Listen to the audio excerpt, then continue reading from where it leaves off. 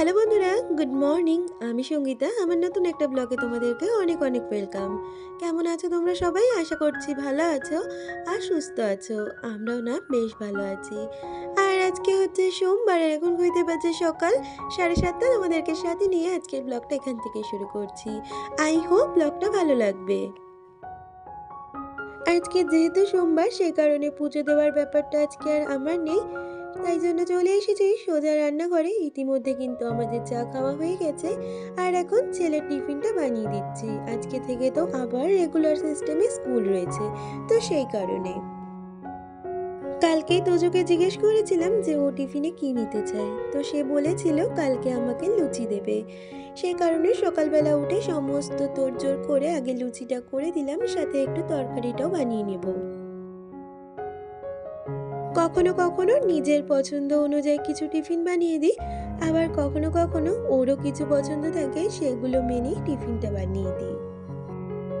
কারণ ও তো বড় হয়েছে, ওরও তো একটু পছন্দ অপছন্দের জন্মেছে। সবসময় নিজের পছন্দটাকে ওদের ওপর চাপিয়ে দিলে তো চলে না, তাই মাঝে মধ্যে ওদের পছন্দটাকেও গুরুত্ব দিতে হয়।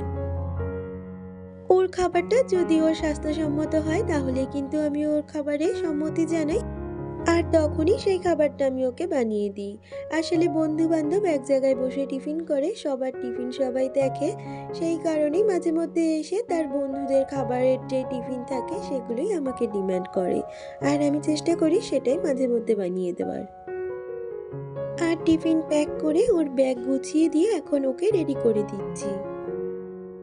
এই সকালবেলা উঠে রেডি হয়ে স্কুল যাওয়াটা এই ঠান্ডার মধ্যে সত্যিই বাচ্চাদের কাছে কিন্তু ভীষণ কষ্টদায়ক একটা ব্যাপার।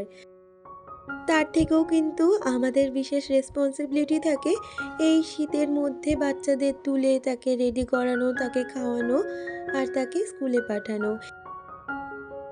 এই কাজগুলো প্রতিদিনই কিন্তু আমাদের সময়ের মধ্যে করে নিতেই হয়। ওকে রেডি করানোর আগে নিজেদেরও তো বেশ কিছু কাজ থাকে, নিজেদের ফ্রেশ হওয়া থাকে, স্নান পুজো সেগুলো থাকে।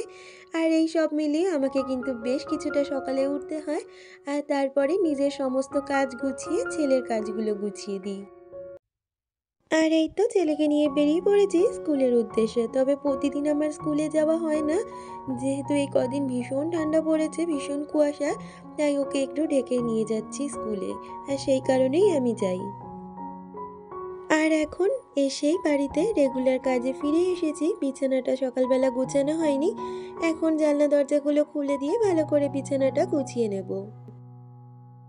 কালকে অনামিকা দিয়ে আমায় কমেন্ট করেছে, দিদি জানতে চেয়েছিলে আমার ছেলেও কি আমাদের সাথে একাদশী করে কিনা। তো দিদি তোমাকে বলতে চাই, আমাদের সাথে আমার ছেলেও একাদশী করে। কারণ এই বিষয়টা আমার শ্বশুরমশাই মারা যাওয়ার আগে থেকেই আমরা কিন্তু একাদশী পালন করতাম, আর তখন থেকেই ও আমাদের সাথে একাদশী করে। কারণ আমার কাছে মনে হয় একটা দিন যদি একাদশী পালন করা যায়, সেটা যেমন ভগবানের জন্য কতটা ভালো জানি না, নিজের স্বাস্থ্যের জন্য কিন্তু বিশেষ ভালো। আর এই তো বিছানার চাদরটা আজকে একটু তুলে ঝেড়ে নিলাম, আর সেটাই এখন পেতে নেব।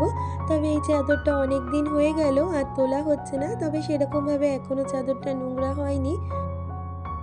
আসলে শীতকালে এই মোটা মোটা চাদরগুলো কাচতে কিন্তু একটু তো সমস্যা হয় শীতের জন্য।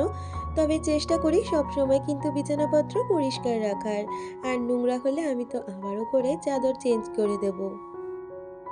প্রিয়াঙ্কা দি আমায় কমেন্ট করেছিল। প্রিয়াঙ্কা দি লিখেছে, তোমার ভিডিও রোজ দেখতে ভালো লাগে, তোমার কাজও দেখতে ভালো লাগে, আর ব্লগিংয়ের প্রেজেন্টেশন এটসেট্রা তোমার থেকেই শিখি। সব মানুষের থেকে কিছু না কিছু শেখার যায়। তো প্রিয়াঙ্কা দি তোমাকে বলতে চাই অনেকটা ধন্যবাদ আর অনেক ভালোবাসা।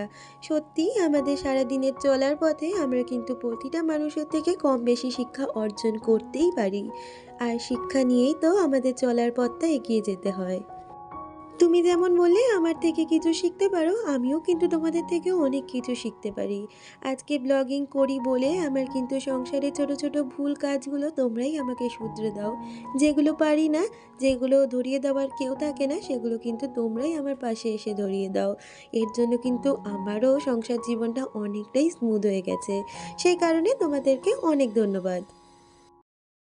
কালকে আরেকজন দিদি আমায় কমেন্ট করেছিল, সাবিনা খাতুন দিদি। সে জানতে চেয়েছিল আমার গ্যাস ওভেনটার কত দাম নিয়েছিল। তো দিদি, এটা তো আমি অনেক দিন আগে কিনেছি। আর আমি যখন কিনেছিলাম এটা অনলাইন থেকে কিনেছিলাম, ইভেন অফারে কিনেছিলাম। ওই ১,৫০০ টাকার মধ্যে আমার মনে হচ্ছে এই ওভেনটা কেনা হয়েছিল। আর এই তো কথা বলতে বলতে ঘরের বেশ কিছু কাজ সেরে চলে এলাম রান্নাঘরে। এসেই আগে হাজবেন্ডকে টিফিন করে দিলাম। হাজবেন্ডকে আজকে করে দিয়েছিলাম পরোটা, যেহেতু একাদশী তো সারাদিনই না খাওয়া বলতে পারো। সে কারণে আজকে টিফিনটা একটু হেভি করেছি, পরোটা করেছি। আসলে ছেলের জন্য যখন আটা মেখেছিলাম সকালে, আর হাজবেন্ডের জন্য তখন মাখিয়ে রেখেছিলাম, তাই ছেলেকে সকালে করে দিয়েছি আর হাজবেন্ডকে এখন করে দিলাম। এর আগে অনামিকা দিয়ে একদিন কমেন্ট করেছিল, দিদি বলেছে ময়দাটাকে অ্যাভয়েড করে একটু আটা খাও। তো দিদি, তোমাকে বলতে চাই আজকে পরোটা বা লুচি যেটাই করি না কেন, দুটোই কিন্তু আটা দিয়ে বানানো, সাদা আটা। আর আজকে তো সোমবার, আজকেও আমাদের নিরামিষ। সেই কারণে আজকে রান্না করব একটু হিং দিয়ে মুগের ডাল, আর তার সাথে করব সয়াবিন। আর খাওয়ার সময় ইচ্ছে আছে একটু বড়া ভাজবো ফুলকপির। সয়াবিনের জন্য প্রথমে সয়াবিনটাকে সিদ্ধ করে নিয়েছি, আর তার সাথে আলুটা এবার ভেজে নিচ্ছি। আর এই যে এখন সয়াবিনের মশলাটা করে নেব। একটু আদা, অর্ধেক টমেটো, আর তার সাথে গুঁড়ো মশলাগুলো অ্যাড করে একটা লঙ্কা দিয়ে ভালো করে পেস্ট করে নেব। আর এই সয়াবিন খেতে তোজো কিন্তু খুব ভালোবাসে। সেই কারণে নিরামিষের দিনগুলোতে যেদিন ওর খাবার মনে হয় উঠবে না, সেদিন আমি সয়াবিন বানিয়ে দিই, আর ও কিন্তু বেশ ভালোভাবে খেয়ে নেয়। কালকে আমাকে মৌলিনা কমেন্ট করেছিলে, সে লিখেছে, সত্যি বলছি দিদি ভাই, তোমার ভিডিও দেখতে আমার খুব ভালো লাগে। তো মৌলিনা, তোমাকে বলতে চাই অনেক ধন্যবাদ। তাছাড়া তোমরা অনেকেই আমাকে বলো যে দিদি তোমার ভিডিও দেখতে আমার খুব ভাল লাগে, তাদের বলতে চাই অনেক ধন্যবাদ। তাদের মধ্যে রয়েছে real blogger AP, simple lifestyle Tumpa, আরও অনেকে, যাদের আজকে নাম নিতে পারলাম না, আমাকে ক্ষমা করে দিও, পরবর্তী ভিডিওতে তোমাদেরও নাম নেব।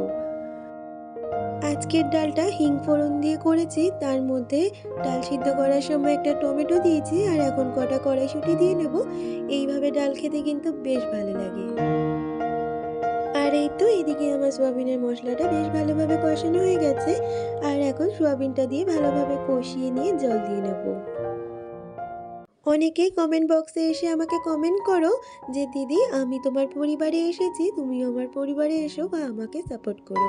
তো তাদের উদ্দেশ্যে আমি একটা কথাই বলতে চাই, আমি গিয়ে যদি তোমার পরিবারে একটু সাবস্ক্রাইব করে আসি, বা ডেলি যদি তোমার ভিডিও আমি ফলো করি, তাহলে কি তোমার চ্যানেলের কোনো গ্রো হবে? চ্যানেলকে গ্রো করার জন্য কিন্তু সুন্দর সুন্দর ভিডিও বানাতে হবে, আর সুন্দরভাবে সেটা প্রেজেন্ট করতে হবে। তাহলে কিন্তু একটা চ্যানেল গ্রো করবে, আর তোমরা কিন্তু খুব শিগগিরই মনিটাইজও চ্যানেল করতে পারবে।